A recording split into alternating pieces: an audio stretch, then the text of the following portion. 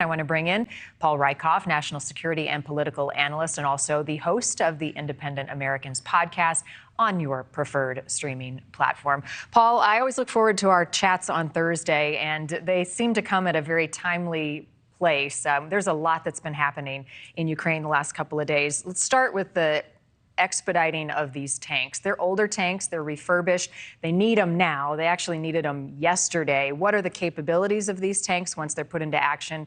What are some of the limitations? Power, speed, technology. The Abrams tanks are really the best in the world.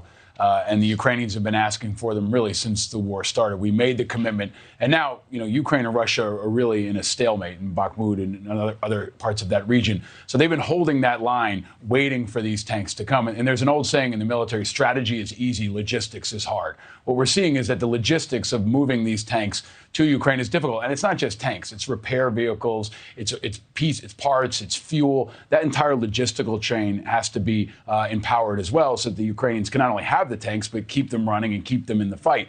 And now what we're seeing is the U.S. seems to be putting the pedal down. They're not just waiting for new tanks to come online. They're refurbishing old ones. And they're going to try to get them into the fight as soon as possible. They may also accelerate the Patriot missile batteries, which we've committed. I think it's clear to the world now that this is a pivotal moment. We got to really put the pedal down and get these weapons into the fight, because the Ukrainians keep saying, send us weapons, send us technology, send us what we need to hold this ground, defend our people, and maybe even make advances in the spring and the days ahead. Right. New tanks would have been years potentially. The refurbished tanks, this could be months in the works. You bring up the Patriot defense missile system. There's been a lot of talk about this. I really thought it was interesting. You had all these Ukrainian soldiers, about 65 of them, come to the United States, train on this defense system. They're now headed back, and some of those have lost friends, have lost family in the fighting. So they've got a lot on the line. How will this change the landscape on the battlefield once they're trained up to speed and these things are put into action?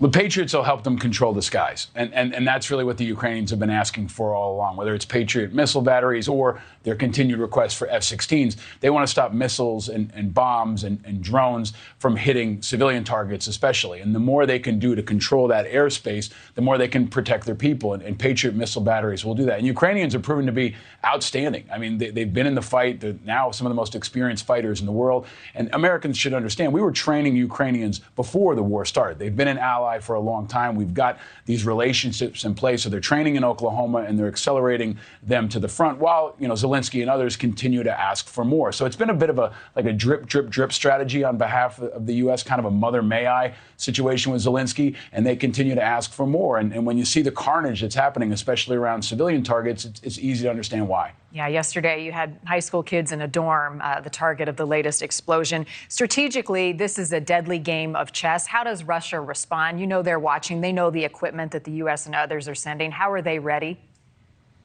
Well, they're going to China, and we saw that with Xi visiting with Putin this week. The Russians are really having a hard time keeping up with this fight as well, and they're struggling economically. So Putin needs to find new markets for his natural resources, and he's leaning on China. But it was also interesting because China has really now got Russia in a tough spot, and they're leveraging that. They're having it both ways. They're able to keep Russia at a distance, not actually send deadly weapons into the fight, and they're keeping their arms linked with Russia. But it's clear that China is now in control. Russia's been diminished. Putin's been diminished militarily and economically, and he has no market for his economy. So he's got to go to places like China, North Korea, and others so he can have the fuel for the fight that he's got. And it's just another sign that Russia's been really neutralized. They've been diminished. They've been pushed down.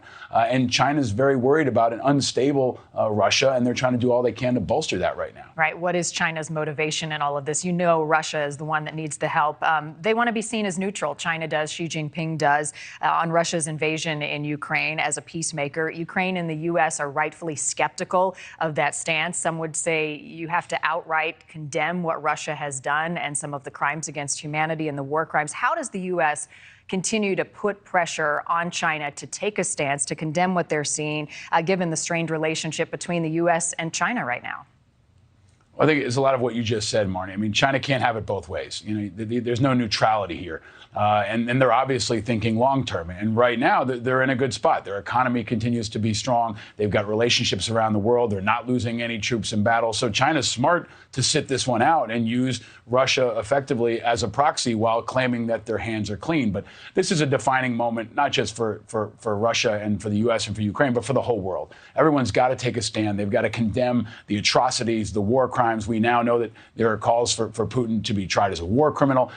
China's not going to be able to be neutral any longer. They've got to be clear about this, and the U.S. has got to continue to ramp up the pressure as they have been. But this is going to be a defining point for every country in the globe and really for a generation. And China is letting us know where they stand. And right now, it's with Russia and not with the U.S. Thank you for watching. Go to newsnationnow.com to find NewsNation on your television provider. And don't forget to click the red subscribe button below to get more of NewsNation's fact-driven, unbiased coverage.